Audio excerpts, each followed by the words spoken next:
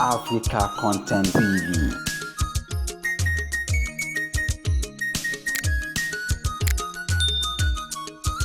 Lọ́dún tó kọjá àjọ wà láàyè yìí ni Alhaji wa Misbahudi Ariyo producer ọlọ́nkọ́ bá wa kí àwọn náà àti Alhaji wa tó jẹ́ pé ọ̀kan gbòógì ni wọ́n nínú ilé Olúfimọ́ Alhaji Muhammad Taofik Alago Holak ọlọ́nkọ́ bá wa kí àwọn náà wọ́n wá fi ẹyọ kan sí tí yẹn náà ó tún máa jẹ́ àdúrà láti inú ilé Olúfimọ́ fún Alhaji wa Khadija Kubro ìyá Alhaji wa Abdulwasi Pasuma ọ̀gá ńlá àwọn mẹ́rẹ̀ẹ̀rin gbogbo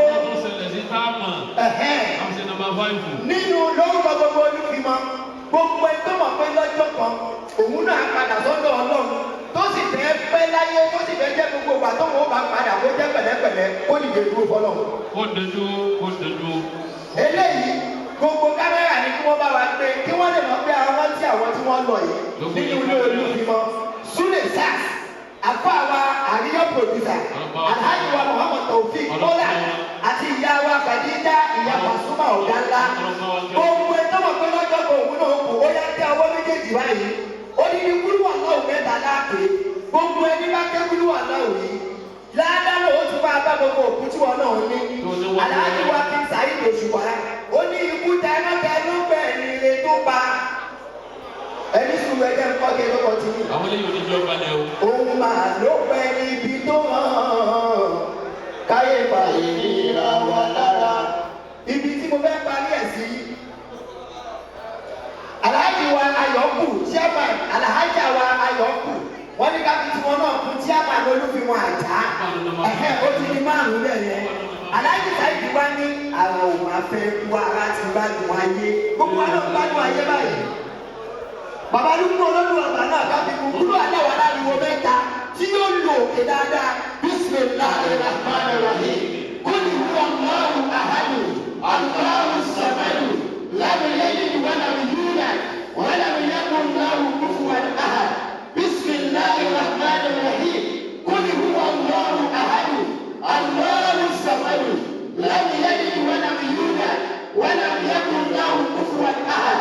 بسم الله الرحمن الرحيم قل هو الله احد الله الصمد لم يلد ولم يولد ولم يكن له كفوا احد قالوا امين لك قولوا امين امين امين امين bọ́bá májà tí wọ́n tọ̀ ẹ́ gbogbo ẹni tó bá ṣàdúrà fọ́ọ̀kù tí ò bá ṣe sàárà ó tọ́ ẹ anábì ní ìrìhámù àwọn àtàkùn bìndùn ayé wọ́n fi ọ̀dà pọ̀ anábì ní ẹ máa ṣàdúrà ẹ máa rántí àwọn òbí ní bìndùn ayé ó wá ní kẹ́ ẹ fi sàárà fún gbogbo owó tó lókun lọ́rùn ó ní wákàtí táwọn bàbá wa máa ń dáńgbà yẹn wà á gbọ́ máa ní ẹni bá lókun lọ́rùn ó wá sanwó ẹni bá lókun lọ́rùn kọ́ sọ̀rọ̀ tó o bá tiẹ̀ mọ àwọn márùn-ún ta ṣàdúrà fún ìṣèlú wọn náà lókun gbogbo Olúfimọ́ lẹ́ẹ̀kan náà ẹ máa jáde wá àti gbogbo ẹ̀ tó lókun lọ́rùn pé ẹni bá lókun lọ́rùn kó wá sanwó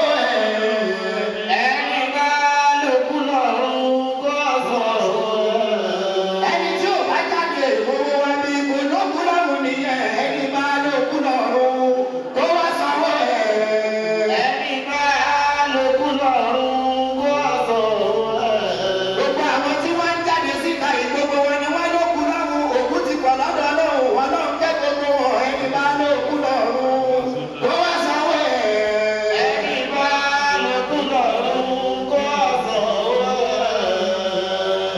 Àwọn ọmọ fẹ́ kú ara ti bá lò wáyé ọmọ orin ní ẹ̀mí fàlù jọ́nà ó ti wá ṣe yìí sí i. Àwọn ọmọ fẹ́ kú ara ti bá lò wáyé ẹ̀mí fàlù